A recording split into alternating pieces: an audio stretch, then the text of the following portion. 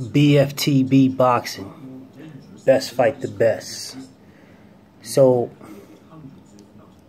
everybody's talking about, well, not everybody, but the UK fan bitches and the weirdos are talking about Hearn and this DAZN deal, and Hearn is doing really good for his fighters, and you know, Adrian Broner should take the deal, and the Charlos should take the deal, and all of these people, you know, and Hearn is doing so good for AJ and blah blah blah. Well, I disagree. If you look at Hearn's past, at what he's done to his other marquee fighter, Kell Brook, if you look at that, that is not a good example of what is going to happen to Anthony Joshua. Now, the outcome could be great. You know, we can't speak to the future, you know, as like people like to do by Dillian White, saying, look how good Dillian White has been doing as of late, and Anthony Joshua beat him, so no, you can't do that, because again, putting someone on your resume is what they've done up to the time you fought them. Now, if he fights him again and beats him again, but then you can add all of his accolades that he achieved after you beat him the first time to your resume as well. But, you know, in keeping in line with this video, you know, how Hearn shitted on Brook, I mean, let's just look at the facts, you know what I'm saying? In 2010, Kell was number 6. He was ranked number 6 in the ring, by the Ring magazine, as the man to beat the man to beat the man. He was ranked number 6. And he hadn't fought any top guys. He hadn't fought nobody. So, like, by 2013, he was, like, number 4. And he was the IBF mandatory. And he still hadn't fought anybody. I mean, he was supposed to fight Devin Alexander, like, 3 times. And they put, like, injuries kept postponing that fight. For whatever reason. But it was still injuries that kept postponing that fight. So he finally got his opportunity with Porter, beat Porter. Became the IBF champ, and at that time, by that time, he was ranked number 3, you know, behind Floyd and Pat. So after that, like, he still hadn't. Sean Porter was the only name on his resume. Eddie Hearn couldn't get this guy a fight with anybody. You know, the great Eddie Hearn couldn't get him a fight with anybody. You know, Diego Chavez, what happened there? Brook had to pull out for a rib injury, I think, or some shit like that. Then after that, you know, he's the IBF mandatory, and we're like, when is it? I mean, he's the IBF champion. When is he going to fight somebody? When is he going to fight somebody? When is he going to fight somebody? You know, some people were, one of the people included, was saying that I would like Floyd to go fight him, you know, because I want Floyd to get undisputed. I think Floyd could beat him. I think Floyd would outbox him. I think that would have been a really good fight. A really competitive fight. And Floyd, how he's talking about someone needs to go to the UK, he could have went his ass over to the UK and fought Kell Brook, you know, for not undisputed, because that would have had to happen when he fought Pacquiao, because Pacquiao had one of the other belts, but he could have still fought him for unified. Could have unified the titles. And capitalize on that growing UK market, because it was growing at the time. It wasn't as big as it is now. He could have capitalized on that, but he didn't. But whatever. That fight could have happened. It didn't. But you know, so he fights his mandatory in was it Jojo Dan? He fights Jojo Dan. Fights his mandatory in Jojo Dan. But after Jojo Dan was Tim Bradley. Tim Bradley was ranked right after Jojo Dan. So why didn't that fight happen? You know, Eddie Hearn, you were the promoter then. You know, you're this great business guy making these great deals. Why didn't you get the Kell Brook Timothy Bradley fight? Why didn't that happen? No one's talking about this stuff. Why didn't Hearn get Kell Brook Timothy Bradley? No, why? Because you wanted to fight in the UK. All of the fights, all but 2 of Kell Brook's however many 30 fights, whatever, happened outside the UK. All but 2. Are we here seeing a pattern on this? We're seeing a pattern. All but 2. Anyways, So Timothy Bradley moves on. You know, right after Timothy Bradley is ranked, who? Amir Khan. Amir Khan is right after Timothy Bradley. So why couldn't the great Hearn get that fight going on? Why couldn't he get that? Why couldn't he get that? Why couldn't you get the Amir Khan Kell Brook fight that people have been asking for I don't know how long? Why couldn't you get that fight? Amir Khan was ranked number 4 right after Timothy Bradley, and when Timothy Bradley moved on to fight Manny Pacquiao, when he moved on to fight Manny Pacquiao, why didn't Amir Khan, who moved up, get that? Amir Khan went on and he went and, instead of fighting Kell Brook, Amir Khan went and fought Chris Algieri in the U.S.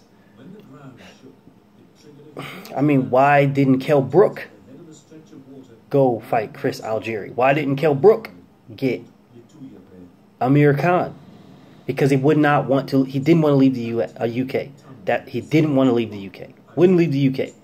And his promoter and advisor, Eddie Hearn, who was trying to crack the market way back then, wouldn't advise this dude to go over there. Like, if this is what you want, this is your end all be all. You know the money's in the US. You know that for sure. That's where you've been trying to get forever. Why? You had the champion. Why wouldn't you bring the champion over there? No, you kept talking about, oh, they need to come over here. Well, they should come over here. Why? Because that's what Brook wanted. Brook wanted to fight to the UK. But you, as his promoter and his manager, could have like said, yeah, you know, but we're going to build your profile. We're going to build it like more globally versus just locally. They could have got that way. Could have moved up, fought in the U.S. Could have fought in the U.S. a couple times. But, you know, whatever. He couldn't get that. So, you know, Kell Brook fights Chris Algieri. And then after Chris Algieri, he fights Canelo. Whatever.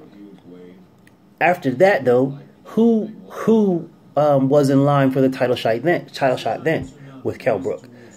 Undefeated Saddam Ali. That's who was in line. He was next in the shoot. But what happens? What happens? So instead of fighting Saddam Ali in the U.S., in a fight that I think Kell Brook would have destroyed him. I think he would have destroyed him in the U.S. That would have built his profile at him like, damn, Saddam Ali, undefeated fighter in the U.S. Kell Brook comes over to the U.S., beats him in the U.S., beats an undefeated fighter, number 3 ranked undefeated fighter, beats him. If you don't want to fight Saddam Ali, you still had the guy that you could have fought before that you had to pull out for injuries. Chavez. He was Diego Chavez. He was available. He was number 4. And if you didn't want to fight him, you could have fought Devin Alexander, another guy that you were scheduled to fight. You could have fought him. He was number 5. You could have fought him. That's 3 fighters you could have fought in the U.S. They were all available for fights. All of them. But who did you fight? Number 14 ranked Frankie Gavin in the UK. Yo, how is this good promoting? How is this good business? You had 3 U.S. fighters, 2 of them of which you should have fought already, and then one of them that was undefeated, who later went on to be the WBO super middleweight champion, but whatever. You would potentially have some type of talking point had you fought the guy and beat him, but you didn't. You avoided him and you fought number 14 ranked Frankie Gavin. That did you no justice. That did your career no justice. You didn't fight after that for almost a year. You didn't fight, and then you let the other fighters do their thing, and then the next thing you know, what happens? What's his name? Bizier, whatever the fuck his name is. Bizier becomes your mandatory. How is that helping you? How is that good promotion? How? Who the fuck is Bizier? You fight Bizier. You destroy Bizier. You say, oh, he was my mandatory. I had to fight my mandatory. You Hearn, in his piss poor promoting of you, built the narrative that Kell Brook fights his mandatories. That's the narrative he built with fighting these 2 bums. That's the narrative that Hearn built and fucked over Kell Brook.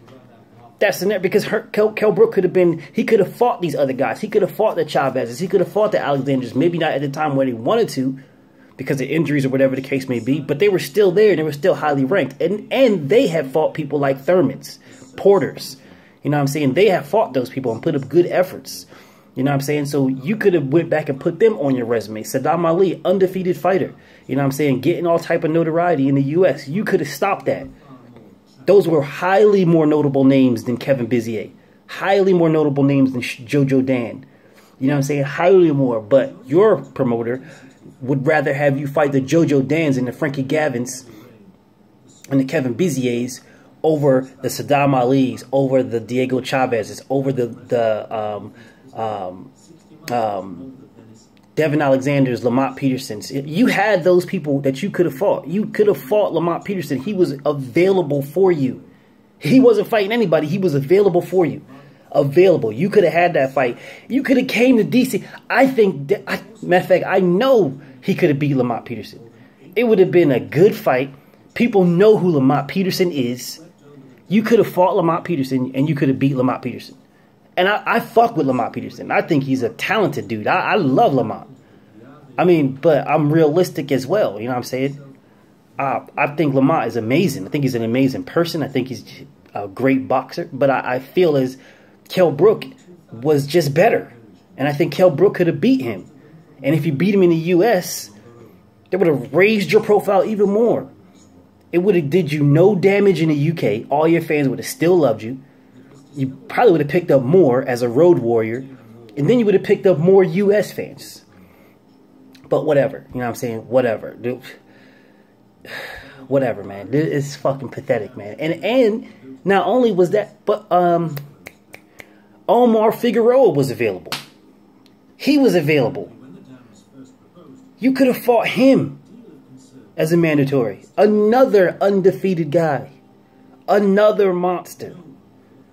You know what I'm saying? And I think Kell Brook could have beat Omar Figueroa too. That's just my opinion. Some people won't agree with me, but he could have. I think he could have beat him. You know what I'm saying? But you skip all of that shit. You know what I'm saying? You skip all of that, and you're fighting fucking Jojo Dan and Sean Bizier. How is that good business, man? How is that good business? How? I don't understand how that is good business. How's that good promotion for Kell Brook? You know what I'm saying? And then you got this is the blasphemy. Jesse Vargas, bro, you had Jesse Vargas, the WBO champion. You were about to become unified champion, which at that time you was ranked rated number 2, I think, by the Ring. Yeah, you was rated number 2 by the Ring. Or 3. No, 3. He was ranked 3 behind Floyd and Pac. That's it. That's the only people ahead of you was Floyd Mayweather and Manny Pacquiao. Nobody else was ahead of you. You know what I'm saying? You would have been, of those 3, you would have been unified champion.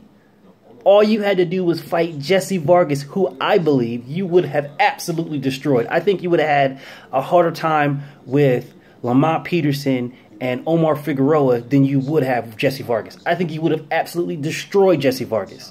But because Hearn couldn't get the money, this great businessman, this great promoter, couldn't get more money. First off, had you gone to the it doesn't matter where you fought Jesse Vargas. Kell Brook would have destroyed him. I don't care what anybody says. Kell Brook would have destroyed Jesse Vargas. It doesn't matter where they fought. But because Kell Brook wanted to fight in the UK, he wanted to fight in the UK, and his advisor, his manager, his promoter, Eddie Hearn, couldn't talk him into going to the US. Fight this man in the US. Unify the belts in the US. Your UK fans will travel. They will watch you. You ain't going anywhere. There is no love lost. They will love you regardless. Then you come back to the UK as a unified champion, fighting at Bramall Lane. What?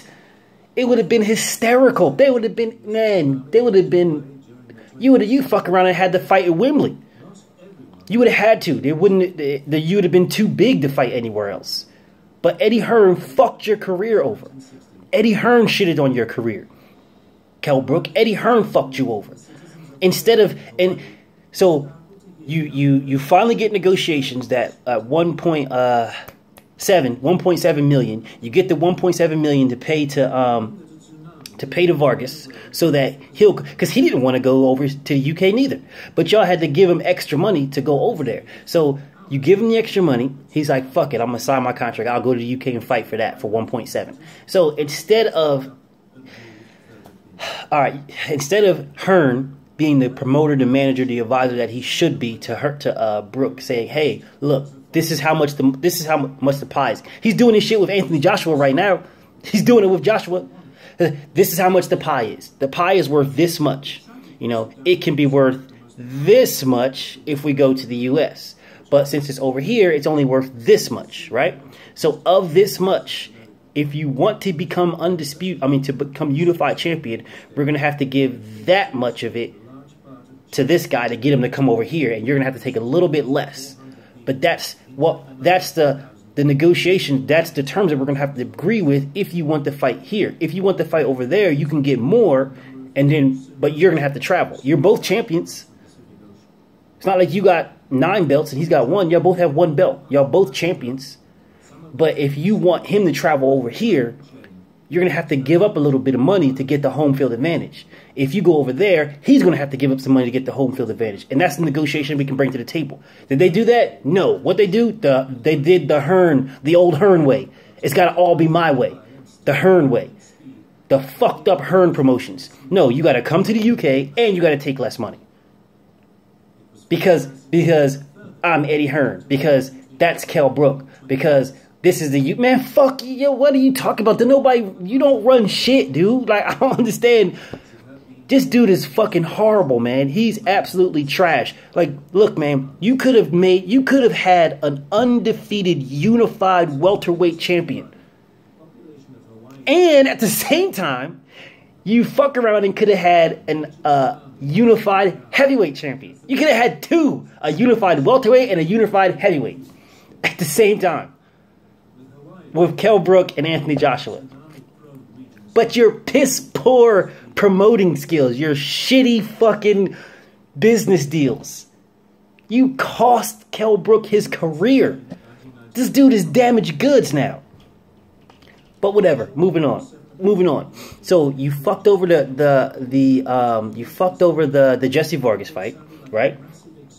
And then instead of having him fight like a Peterson, who was still available, he was still there. A Benavidez, a Berto. Andre Berto was ranked number 4. You know what I'm saying? People knew who he was because he had just finished fighting Floyd Mayweather.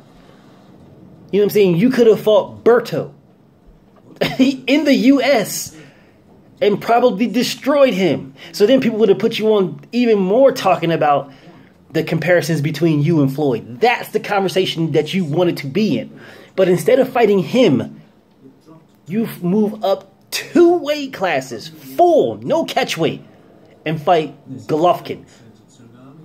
How is that good business? Somebody explain to me, how is that good business? How? Let's put this in comparison. Let's shed the light on this, right? You're saying that is good business. Why? Because the money was good. That's why.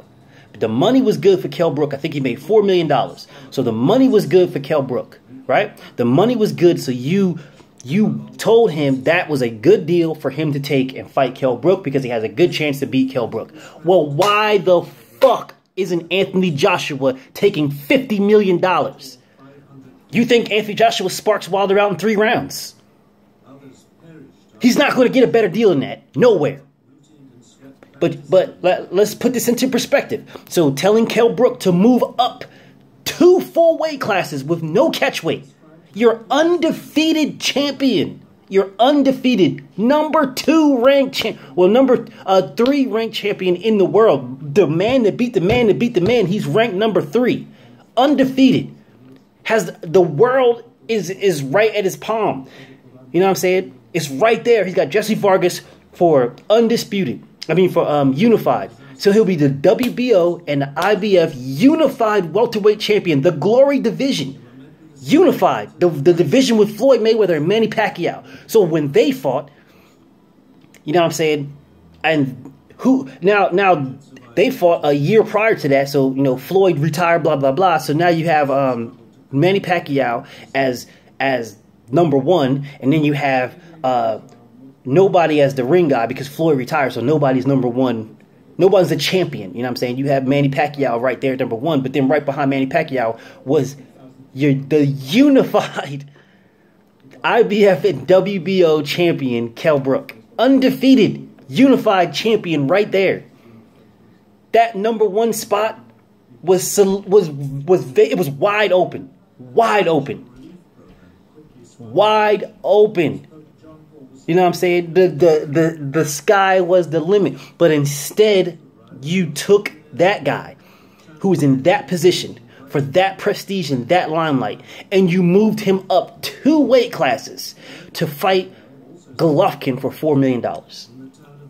But yet, you have the guy at the top division.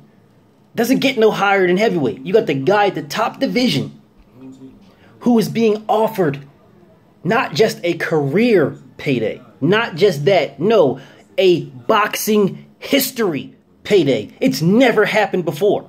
Never. 50 million guaranteed up front, and then 50% of anything else that's made. If $1 is made, Anthony Joshua got 50 cents. That deal has never been made before to nobody. Anthony Joshua has that, and all he has to do is go to the U.S. and fight. But yet, that's not a good deal for you. A deal that's never been made before in the history of boxing is not a good deal for you. That's not a good deal. It's not life-changing money for Joshua. Joshua, who, I don't give a fuck what you UK fan weirdos say, talking about he makes $25 million. No, he does not make $25 million a fight. No, he does not. He's made that once against Parker. He didn't make it against Klitschko. He made it once. So y'all can say what you want to say. The numbers don't lie. Those 2 numbers are available, and those are his highest 2 purses of his career. Anything else is less than that. So if you've only made it once against Parker, and that's the highest payday he's ever had, then how the fuck is he making it for every single fight? The fuck out of here, man. Y'all are straight liars. You're trying to pump this guy up, pump his fiduciary amount up as if he's he's the next Canelo and next Floyd. No, he's not making their dollars. He ain't making Canelo money. He's never made Floyd money. But he had the opportunity. Anyways, back to Kell Brook.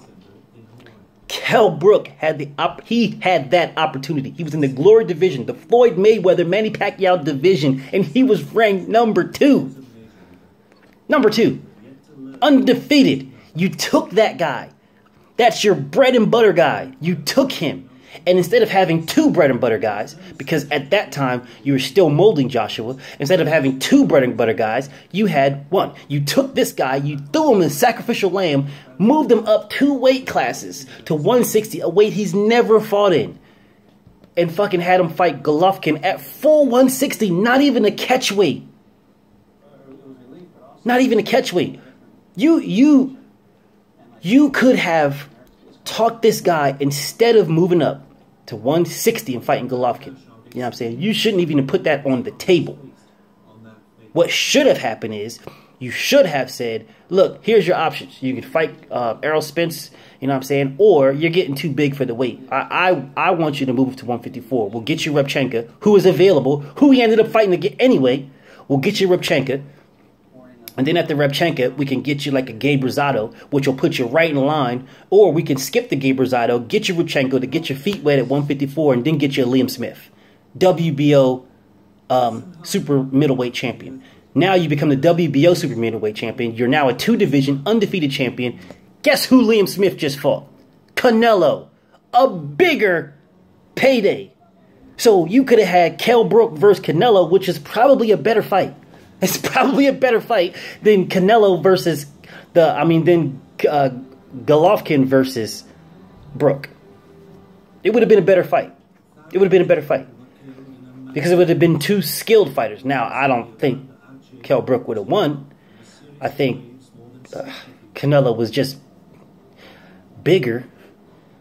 He's more technically sound than Golovkin is. I think it would have been an exciting fight. I think Kell Brook would have put up a hell of a fucking fight. And he would have made a shit ton more money. Way more money.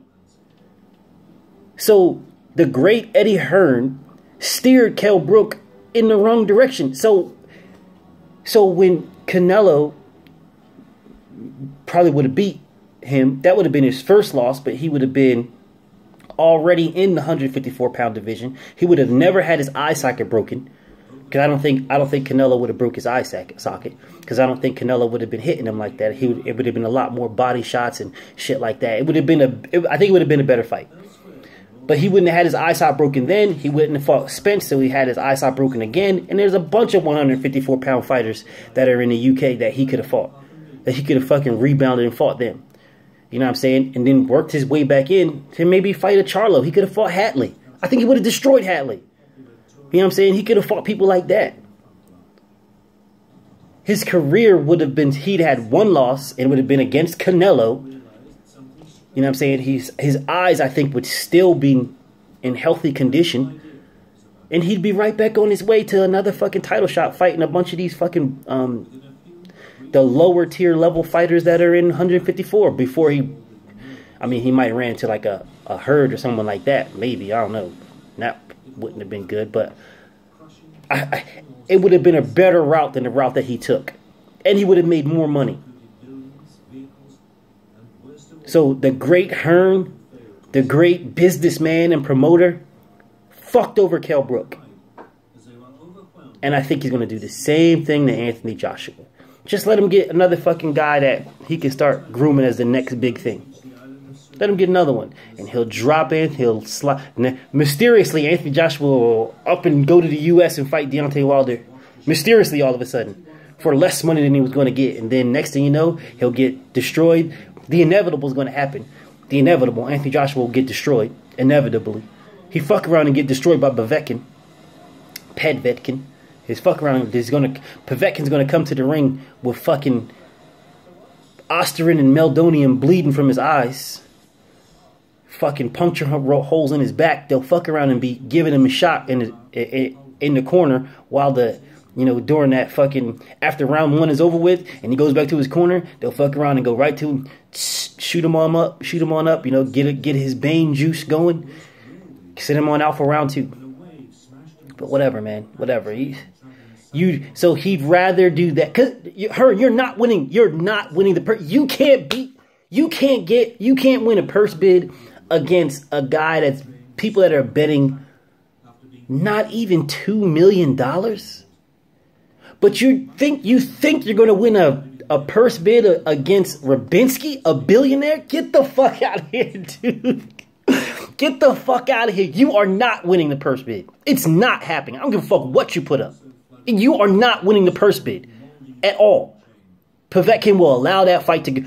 Correction. Rabinski will allow that fight to go to purse bid, and then he will beat you. You don't have enough money. That's a clear fact. You couldn't give... you're talking about, oh, well, these people... Weird-ass fans talking about, oh, this $12.5 million that was offered to Wilder. Oh, Eddie Hearn has it. He's got this money. He could just give Wilder this money. Where does Wilder get the $50 million from? But let's go back. You couldn't give Kell Brook a few more $100,000, a couple $100,000. You couldn't give him that to have Jesse Vargas come to the UK to fight. That's the only reason why that fight didn't happen, because you couldn't give Kell Brook $1.7 million is what Jesse Vargas got. You couldn't even match that. You couldn't give Kell Brook $1.8 million. But yet we're supposed to believe you can mysteriously and magically pull up 12.5? Get the fuck out of here, man. Get out of here, dude. Get out of here. You just lost a purse bid to Pulev, which not even to Pulev. You lost a purse bid to arguably Al Heyman for not even 1.8 million. What you did? You lost a purse bid for not even $2 million. But yet we're supposed to believe that you have 12.5 just sitting somewhere stashed in the cutty. Get the fuck out of here, man. Get the fuck out of here, man. Nobody believed that bullshit. The facts, the historical facts do not lie. The historical facts do not lie. Best fight the best, and I'm out.